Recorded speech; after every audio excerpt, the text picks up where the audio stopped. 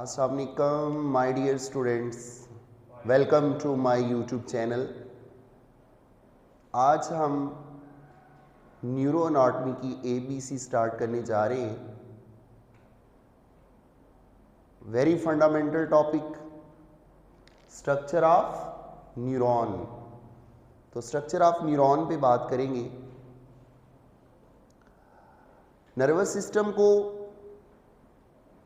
Understand करने के लिए नर्वस सिस्टम के जो स्ट्रक्चरल और फंक्शनल यूनिट्स हैं जिन्हें न्यूरॉन्स कहते हैं, तो नर्वस सिस्टम की एनाटॉमी को और फिजियोलॉजी को अंडरस्टैंड करने के लिए माय डियर स्टूडेंट्स, सबसे पहले हमें न्यूरॉन्स की स्ट्रक्चर और न्यूरॉन्स की जो टाइप्स हैं उसके बेसिक प्लान का पता होना चाहिए। तो आइए स्ट्रक्चर ऑफ न्यूरॉन पे बात करते हैं। माय डियर स्टूडेंट्स, तमाम सेल्स की तरह न्यूरॉन्स भी एक मेन पार्ट रखते हैं सेल का। That part is called cell body. नाम से जाहिर है ये वो पार्ट है सेल का जो मेन पार्ट है, बॉडी है। तो जो न्यूरॉन है, neuron nerve cells, these are also called nerve cells. Neurons are also called nerve cells. तो इसकी जो सेल बॉडी है माय डियर स्टूडेंट, उसको सोमा भी कहते हैं। तो सोमा को साइटॉन भी कहते हैं, साइटॉन। तो cell body of the neuron is called soma, और सोमा को साइटॉन भी कहा जाता है।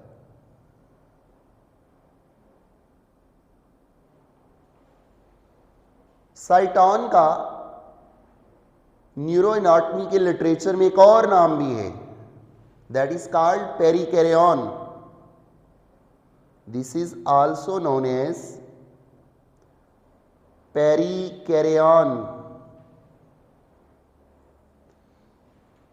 क्या निशानी है पेरिकैरियन की? Soma, cyton, perikaryon. एक और नाम भी, एक और नाम से भी याद किया जाता है सोमा को।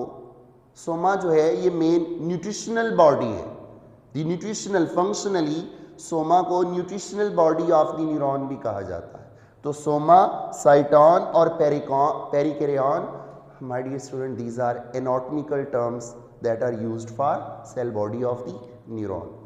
तो इस न्यूरॉन की सेल बॉडी के अंदर सेंट्रल पोजीशन में न्यूक्लियस होता है।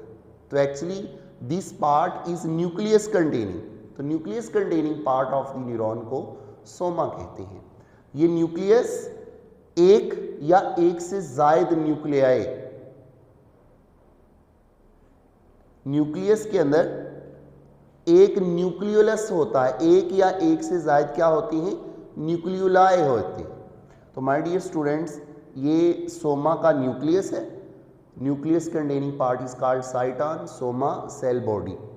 इसके अलावा बाकी सेल्स की तरह सोमा के अंदर भी माइटोकॉन्ड्रिया भी मौजूद हैं और एंडोप्लाज्मिक रेटिकुलम भी मौजूद है और गोल्जी अपरेटस भी मौजूद है। तो याद रखिएगा, एक न्यूरॉन बाकी न्यूरॉन से कैसे डिफर करता है।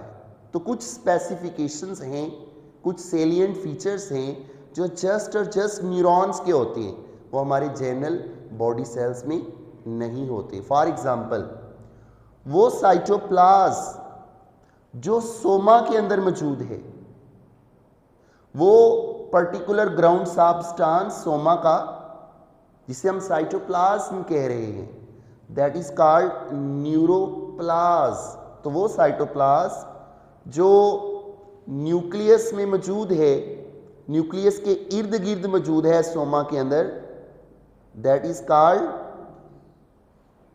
न्यूरोप्लाज्म। न्यूरोप्लाज्म। इसी न्यूरोप्लाज्म के अंदर माइटोकॉन्ड्रिया स्कैटर्ड हैं, गोल्जी अपरेटस है और एंडोप्लाज्मिक रेटिकुलम। और इसके अलावा एक और बड़ा इंपॉर्टेंट डिफरेंस, इसी न्यूरोप्लाज्म के अंदर माइक्रोफिलामेंट्स और माइक्रोट्यूब्यूल्स के जो धागे होते हैं, तो माइक्रोट्यूब्यूल्स को और माइक्रोफिलामेंट्स को with in the Soma, with in the neuroplasm of the neuron, these are called neurofibrils. These are called neurofibrils. तो इसी न्यूरोप्लाज्म के अंदर न्यूरोफिब्रल्स भी मौजूद हैं।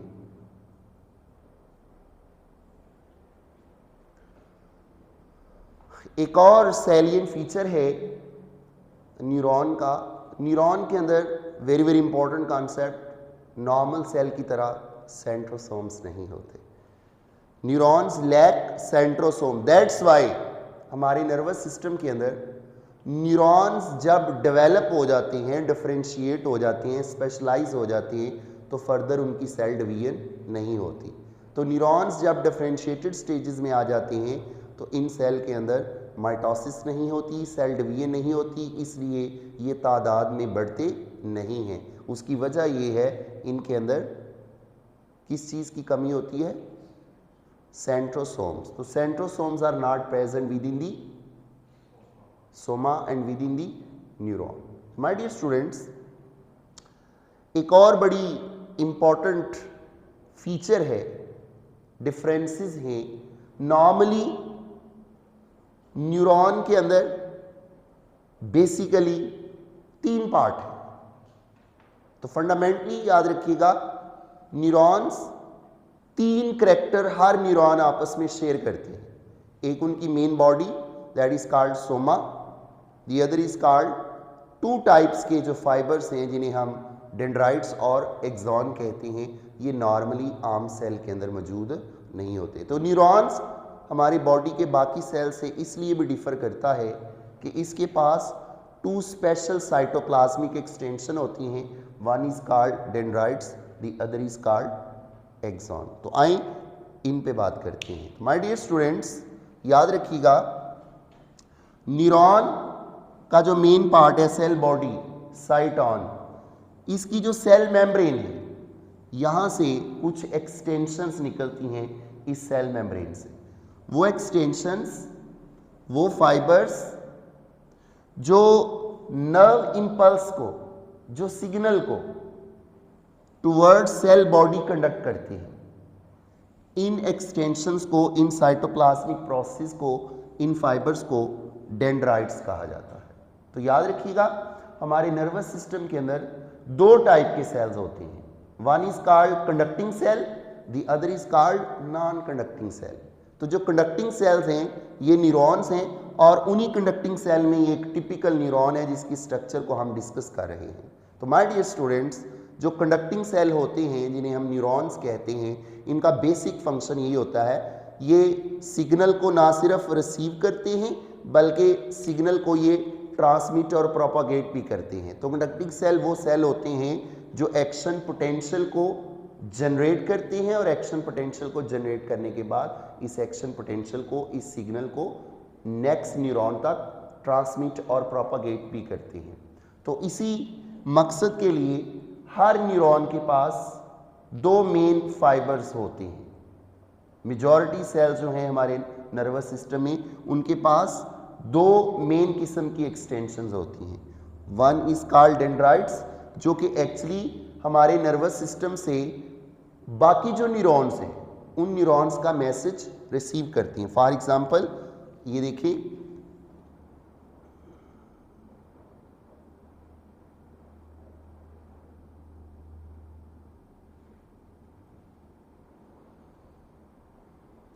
एक न्यूरॉन है जिसने साइनेप्स बनाई हुई है इस मेन न्यूरॉन की डेंड्रॉन की मेम्ब्रेन के साथ। तो माय डियर स्टूडेंट्स, डिफरेंट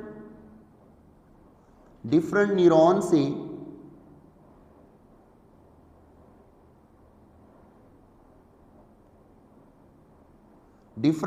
से जो मैसेज रिसीव होता है वो किन फाइबर्स और किन एक्सटेंशन से होता है? Dendron, dendrite. सिंगल हो तो डेंड्रॉन और ज्यादा हो तो डेंड्राइट्स। तो ये डेंड्राइट्स जो है माय डियर स्टूडेंट्स,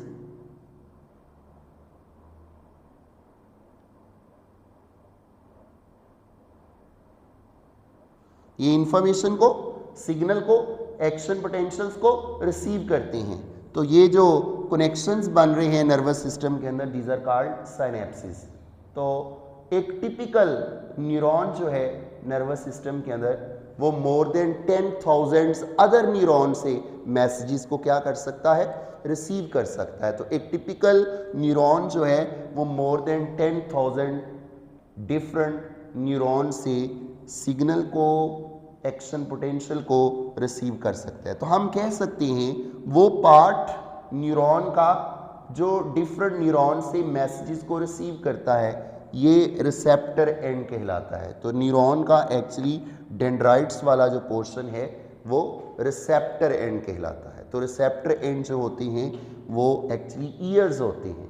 जिस तरह हम अपने कानों से सुनते हैं, डिफरेंट साउंड के सिग्नल्स को रिसीव करते हैं, इसी तरह न्यूरॉन के डिफरेंट डेंड्राइट्स जो हैं वो डिफरेंट न्यूरॉन्स की बात को, सिग्नल को क्या करते हैं, कम्युनिकेशन के दौरान रिसीव करती हैं। तो these are called receptor and receiving end of the neuron.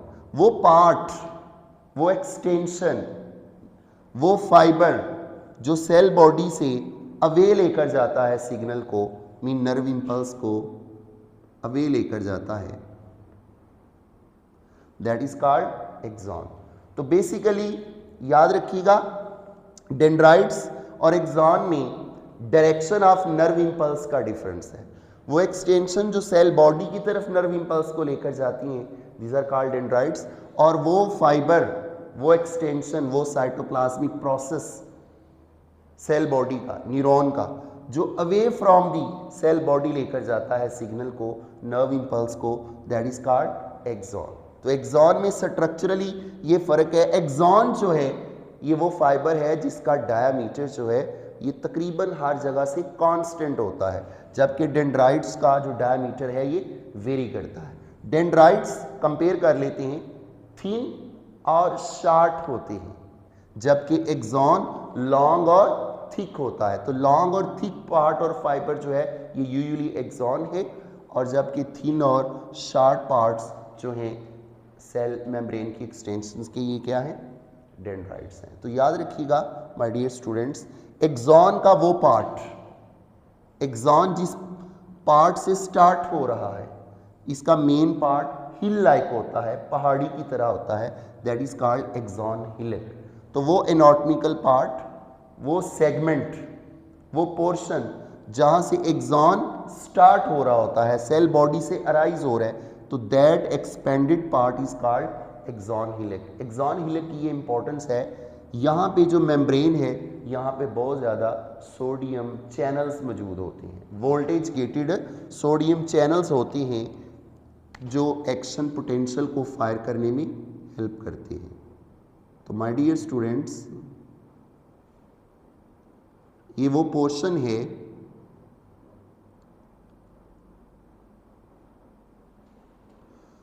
Portion है जिसे हम एक्सॉन हिल कह रहे हैं। इसकी इंपॉर्टेंस ये है, यहाँ से एक्शन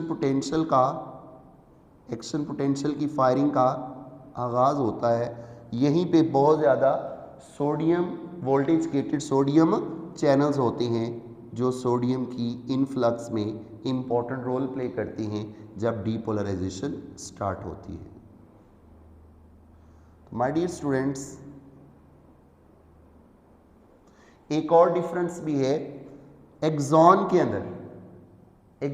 अंदर जो निजल बॉडीज हैं, निजल ग्रेन्यूल्स हैं, वो मौजूद नहीं होती, जबकि सोमा के अंदर निजल बॉडीज और निजल ग्रेन्यूल्स मौजूद होते हैं। इसके अलावा भी ये जो डेंड्राइट्स में और एक्सॉन में एक फ़र्क ये भी है, keep it remember please, dendrites के अंदर निजल बॉडीज मौजूद हैं, निजल्स ग्रेन्यूल्स मौजूद होती हैं, जबकि एक्सॉन के अंदर कोई निजल बॉडीज और निजल ग्रेन्यूल्स मौजूद नहीं होती। ये देखें जी, गौर करें, ये सोमा का न्यूक्लियस है। फर्ज करें ये वो एक पर्टिकुलर जीन है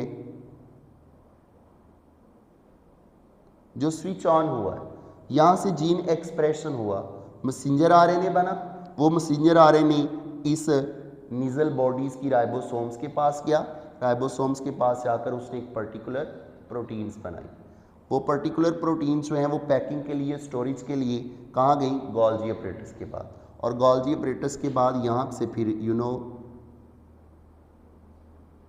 सिंगल मेम्ब्रेनस स्ट्रक्चर अराइज होती है, दीज आर कॉल्ड वेसिकल। इन्हीं वेसिकल्स के अंदर my dear students particular chemicals हैं जिन्हें न्यूरो ट्रांसमीटर्स कहते हैं। ये न्यूरो ट्रांसमीटर्स जो है पैक करने वाली एक सिंगल मेम्ब्रेनस बॉडी है। तो यही न्यूरो ट्रांसमीटर कंटेनिंग जो वेसिकल हैं जिन्हें साइनेप्टिक वेसिकल्स कहती हैं, ये एक्सॉन के साइटोप्लाज्म से मूव करते हुए ये फाइनली एक्सॉन टर्मिनल के अंदर जाकर स्टोर हो जाते हैं। तो याद रखिएगा, एक्सॉन का जो साइटोप्लाज्म है दैट इज कॉल्ड एक्सोप्लाज्म। तो एक्सोप्लाज्म से मूव करती करती चीज़ें एक्सॉन टर्मिनल के अंदर जाकर स्टोर हो जाती हैं। तो एक्चुअली एक्सोप्लाज्म जो है वो साइटोप्लाज्म है जो पर्टिकुलर एक्सॉन के अंदर मौजूद होता है। तो यही एक्सोप्लाज्म जो है ये सेल बॉडी से ट्रांसपोर्ट कर रहा है टुवर्ड एक्सॉन टर्मिनल, ख़ास किस्म के सिनेप्टिक वेसिकल जिनके अंदर क्या पैक हुए होते हैं? न्यूरोट्रांसमीटर। सेम इस तरह कुछ चीज़ें एक्सॉन टर्मिनल से इसी एक्सोप्लाज्म से मूव करके सेल बॉडी के अंदर भी आती है। तो सेल बॉडी और एक्सॉन टर्मिनल और सेल बॉडी के दरमियान जो डिफरेंट सब्सटेंसेस की जो ट्रैफिक है और जो ट्रांसपोर्ट है वो किसके थ्रू हो रही है? वो एक्सॉन के साइटोप्लाज्म के थ्रू हो रही है। That is called axoplasm. That is called axoplasm.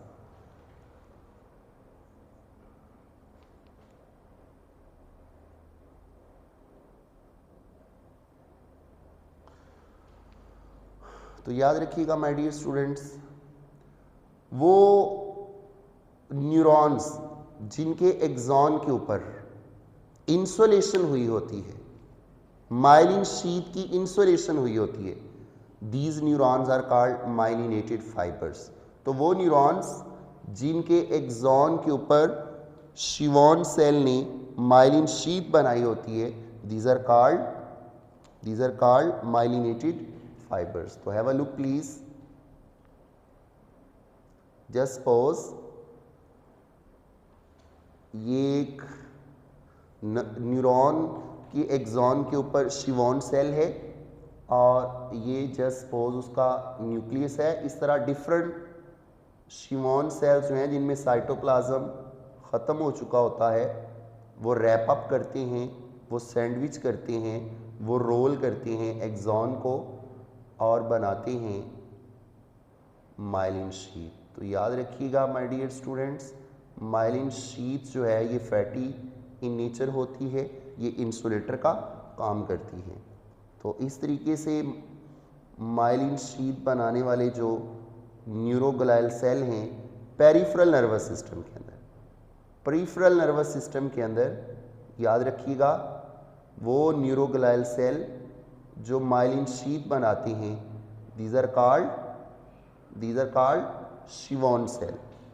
तो शिवॉन सेल जो हैं वो न्यूरोग्लाइल सेल हैं जो पेरिफेरल नर्वस सिस्टम में सेंसरी न्यूरॉन और मोटर न्यूरॉन के एक्सॉन को माइलिनेट करते हैं और माइलिन शीट बनाते हैं। और माइलिन शीट जो है ये इंसुलेटर का काम करती है। तो वो माइक्रोस्कोपिक गैप्स जो शिवॉन सेल्स के दरमियान है जहाँ पे माइलिन शीट मौजूद नहीं होती, इन्हें न्यूरोफिब्रल्स नोड्स कहा जाता है या इन्हें नोड ऑफ रेनवियर्स कहा जाता है। Node of Ranvier's. तो ये नोड ऑफ रेनवियर्स जो हैं ये साल्टेटरी इम्पल्स को जनरेट करवाने में हेल्प करते हैं। तो माय डियर स्टूडेंट्स, ऐसे न्यूरॉन जिनके एक्सॉन्स के ऊपर माइलिन की शीट मौजूद होती है, these are called myelinated fibers। और वो न्यूरॉन जिन पे यूजुअली शिवॉन सेल्स की लेयर मौजूद नहीं होती, इस तरीके से कंसेंट्रिक लेयर्स मौजूद नहीं होती, these are called unmyelinated fibres. तो नेक्स्ट वीडियो के अंदर, नेक्स्ट लेक्चर के अंदर हम क्लासिफिकेशन ऑफ न्यूरॉन्स पे इस पे डिटेल बात करेंगे। तो याद रखिएगा, वो पार्ट, वो एक्सटेंशंस, न्यूरॉन का एक्सॉन जो है वो एंड पे जाकर छोटे छोटे टर्मिनल्स बनाता है, ब्रांच्ड हो जाता है। तो टर्मिनल पोर्शन जो है एक्सॉन का ये ब्रांच हो जाता है, जिन्हें सिनेप्टिक नॉब्स या एक्सॉन टर्मिनल्स कहा जाता है। ये वही एक्सॉन टर्मिनल्स हैं जो किसी इफेक्टर्स के साथ जाकर इनरवेट करती हैं। फ़र्ज़ करें अगर ये एक मोटर न्यूरॉन है तो मोटर न्यूरॉन के एक्सॉन की जो सिनेप्टिक नॉब्स हैं वो मसल्स के साथ इनरवेट हुई होती हैं, किसी ग्लैंड के साथ इनरवेट हुई होती हैं, किसी इफेक्टर के साथ, किसी एडिपोज टिश्यू के साथ, किसी ब्लड वेसल्स के साथ इनरवेट हुई होती हैं और न्यूरोमस्कुलर जंक्शन या मोटर एंड प्लेट बनाती हैं। तो जो मोटर एंड प्लेट और न्यूरोमस्कुलर जंक्शन बनते हैं हमारे सोमैटिक नर्वस सिस्टम के अंदर, वो मोटर न्यूरॉन के इन्हीं एक्सॉन टर्मिनल की वजह से बनती हैं। और इन्हीं एक्सॉन टर्मिनल के अंदर वो सिनेप्टिक वेसिकल्स जिन्होंने पैक किया होता है न्यूरोट्रांसमीटर्स को, वो भी स्टोर हुए होते हैं। तो इन्हीं सिनेप्टिक नॉब्स के अंदर, इन्हीं सिनेप्टिक नॉब्स के अंदर एक्सॉन टर्मिनल के अंदर क्या मौजूद होते हैं? सिनेप्टिक वेसिकल्स, जिनके अंदर न्यूरोट्रांसमीटर स्टोर होते हैं। तो यूजुअली हमारे न्यूरॉन का जो एक्सॉन होता है वो लेंथ ही होता है एज कंपेयर टू डेंड्राइट्स। तो मोर देन 1 मीटर तक इसकी क्या हो सकती है? लेंथ हो सकती है। स्पेशली वो न्यूरॉन्स जो हमारे स्पाइनल कॉर्ड से निकलकर हमारे टोस तक और हमारी हील्स तक गए होते हैं, उनके एक्सॉन की लेंथ जो है वो मोर देन 1 मीटर होती है। तो it's all about the ABC of neuron, structure of neuron and anatomy of the neuron. Next video के अंदर इंशाल्लाह हम क्लासिफिकेशन ऑफ न्यूरॉन्स पे बात करेंगे। थैंक यू, अल्लाह हाफिज़।